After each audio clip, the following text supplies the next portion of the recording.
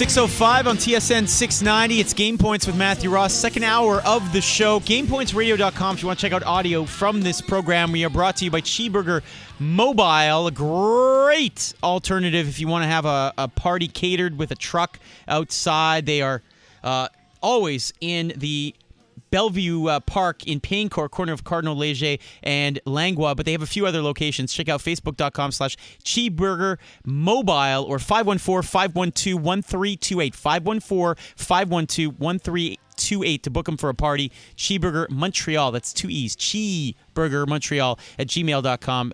Delicious. Dave Simon is here in studio. Of course you listen to him, right? Friday nights at midnight, Saturday nights at midnight. Dave brings you MMA on Fridays, Wrestling Uncensored on Saturdays. The show, named, by the way, on Fridays, Ringside Report Radio. Don't want to forget that. Dave Simon, MMA on Twitter. Mr. Dave, how you doing? Hey, good. Good. Lots to get to, Dave. Could there be any more things going on in MMA right now? Yeah, the MMA world is excited right now. We've got a couple weeks to go until Nate Diaz and Conor McGregor fight again, UFC 202. We have a new champion in the welterweight division. We saw that last week. That was a bit of a surprise early in that matchup, too, as well. Yeah, first-round knockout there. Tyron Woodley beating Robbie Lawler. Lawler, who'd held the title for a while. Woodley coming in, ranked 8th in the world, managed to get the victory, and he's calling out our hometown boy here, George St. Pierre. He's calling out Nick Diaz. He's calling out a lot of big names, not calling out the number one contender in his division, Stephen Wonderboy Thompson. But you can see why he might be calling out Nick or George. Cha-ching. Those are the money fights, exactly. Yeah, exactly. All right. Now, the big one of the big stories today, anytime Conor McGregor opens his mouth, there's a whole trend or two on Twitter, and this is the guy that obviously sells some tickets. Yeah, Conor McGregor has been talking a lot, and today he got everybody excited on Twitter over one tweet. Now, I'm going to read you the tweet in a second, but I want to play something Conor said on Friday night about WWE wrestlers, saying some derogatory things about the WWE. Jimmy G? I haven't really thought about it. For the most part, those WWE guys are, to be honest, they're messed up. You ask me. I mean, fair play to Brock, he got in and fought, but at the end of the day, he's juiced up to the eyeball, so how can I respect that? What's the other guy? The other guy, he hasn't fought yet, so I don't know about him yet, but I mean, there's some dons in that wrestling game. I mean, the McMahons, they're dons. Triple H is a don, The Rock is a don, but the rest of them are I don't know. I mean, I haven't really thought about that, to be honest. Again, that's a little bit more show business, so this is the fight business. Pretty good, right? Conor McGregor talking smack about everybody in the WWE, basically saying line them up. And then he followed up today with a tweet that got pretty much every pro wrestler very upset. Conor says, "I didn't mean no disrespect to the WWE fans. What I meant to say was that I'd slap the head off your entire roster and twice on Sundays." So Conor just going in even harder on the WWE wrestlers, saying that some of them are on steroids and they're messed up and they couldn't really mess with Conor McGregor. Now this, of course, upset a lot of pro wrestlers. Roman Reigns firing back on Twitter, saying, "You're Y-O-U-R." Good work there, nice, Roman. Nice. Roman, "You're the size of my leg. Shut up." Ric Flair, the Nature Boy, coming from a guy who built a career copying my persona, I expected the type of class we get from Ronda or Anderson, so Flair not happy. Rusev, big Rusev, who I think would give Conor some problems just given his size. He looks like he could be a grappler or something in a octagon. I think he has some Sambo background. Rusev says, "So much talk for a guy who fights 15 matches twice a year. Good for you, Conor McGyver." And Kurt Angle, Olympic champion, 1996 wrestling freestyle champion. Yep. Very funny little guy. Why don't you get your head out of Dana White's ass? So, wow. Ooh. Kurt Angle going hard. Jericho, though, I think wins the day, Sorry, pal, no disrespect to you, but my fights are legit. Unlike the fixed fights you have in UFC, I'll embarrass you. So Chris Jericho just bringing it big time. Very so nice. Conor upsetting a lot of people in the WWE. Now, Dave, he mentioned one guy in that audio clip you had. That Yeah. was Brock Lesnar saying, he won, but he's all juiced up. I don't know how to respect a guy like that. What's your take on what's happening lately? Because he tested positive for something. He was back in wrestling this past Monday. Yeah. He's supposed to fight in WWE coming up in a few weeks. Wrestle. There you go. Yeah, Sports that's entertain. fair. That's fine. That's fair. But what's his status in UFC right now? And he wins a comeback fight in UFC. But what's going on?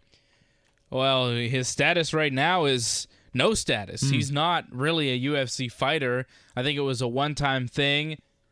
And now there's no way he can come back and fight because he's facing a suspension. Now, USADA hasn't dropped the hammer down on Brock. The UFC and the United States Anti-Doping Agency, they haven't sanctioned Brock yet. Yeah, Mark Hunt is his opponent. Does he have a case here? Has he said anything publicly? Mark Hunt's been talking a lot publicly. He's very upset with the UFC. He's very upset with USADA. He says he doesn't want to fight in the UFC anymore. Too many guys that he's fighting.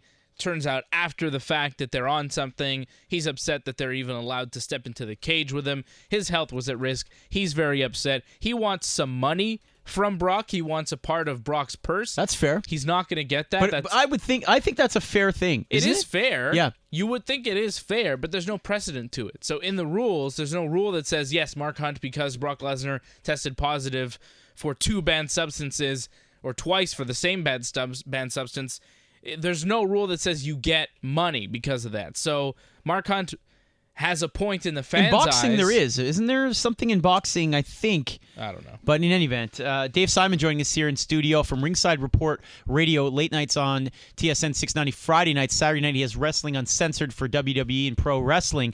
Also, check out ringsidereport.net as well as Wrestling Uncensored.net. Dave, elsewhere, you mentioned GSP and him getting called out by the new champ, but what is the latest? I know there's not a lot of news involving GSP, just that he may or may not come back. Do you have a timeline? What's your speculation? Look, George last fought in November 2013. 3 years is a long time. Anything past 3 years, that's a pretty big hurdle. And George seems like he wants to come back and fight. Everything he says indicates that he wants to come back and fight, except for the fact that he hasn't signed a bout agreement. He's not fighting, and there's still something between George and the UFC that is preventing him from fighting. I don't know what that is. Dana White, the president of the UFC, says George doesn't want to come back and fight. George says he does.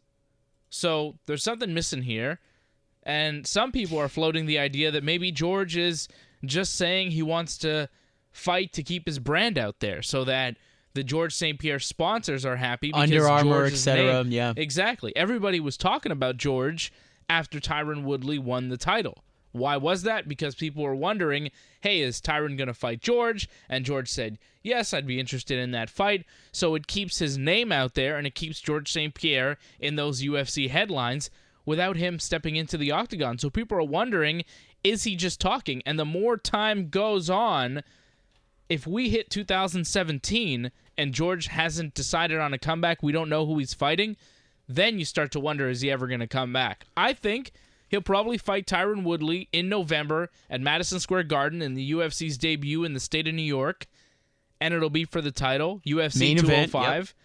I think that's the most likely scenario. If George doesn't fight in November 2016, he's done. After 3 years, I would say, yeah, he's done. Let me float something crazy at you. If there is a situation where he's not on the same page with the UFC, where something happened that we don't know about when he left, right? Remember his last fight he won, but he kind of got really beat up, right? It was a tough fight for him. Yeah. Right? So maybe something happened. Is there a shot, because like you said, he doesn't have a contract with the UFC, would he go to one of the, I know there's a big difference between UFC and anyone else, but would he go to another promoter and make a huge payday and fight somebody who's not in the UFC? You think that's an actual possibility to finish his career? He doesn't have that option. So he does have... he's under contract with the UFC right now. Oh, because you said he wasn't signed, so I... Well, he hasn't signed a bout agreement. Oh, okay, he fair hasn't enough. signed to fight anyone. So he's still bound to them. So he's still stuck to a UFC contract. the thing is, and I'm not sure if George has a case here, but when George fought in 2013, Reebok wasn't the official sponsor of the UFC. And you could wear whatever you wanted in the cage. George had to deal with Under Armour and Affliction and Hayabusa. He could go in and wear their logos on his t-shirt and shorts and make a lot of money doing so. Now, if he were to fight in the UFC, he'd have to fight wearing the Reebok shorts and the Reebok fight kit that the UFC provides to all their fighters, and you must wear it. There are no exceptions. So there may be an issue with George's contract where he has signed a deal with some sponsors to wear their stuff in the cage, and that was all good when he was fighting, but now, 3 years later, the UFC is a different place, and Reebok is what he would have to wear, and that is what most are speculating is the main hurdle in having George come back to the UFC. But at this point, that would have been negotiated. They've had a lot of time. So the fact that they haven't come to a conclusion, come to some sort of agreement, makes you wonder, is George really ever going to come back? How old is he? He's 34 years old. He's still got time. He's still got a lot of time left. I think George has another 2-3 more years left in the game being one of the top fighters in the world. He's the same age as the current champion, Tyron Woodley. Oh, that's a good point. So, Dave Simon, Ringside Report Radio, Friday night, late night, midnight is in fact the start time. RingsideReport.net is the site, and then Saturday, stick around late night at midnight as well for Wrestling Uncensored, WrestlingUncensored.net. Dave Simon MMA on Twitter. Dave, thank you so much. This was maybe my favorite segment. There's such juicy stuff, right? Favorite segment of your MMA, show today. Of the show today and of your MMA tenure every once in a while on this program. Well, thank you. High praise. And I know it's going to be podcasts. We got requests from Ireland before this segment even aired. Wow. So that this show would be podcast. And You hear I that, know Jimmy? Our man Dave Trenadou is going to take care of it All because right. he's got it on lock. Thank you, Dave. Thank you.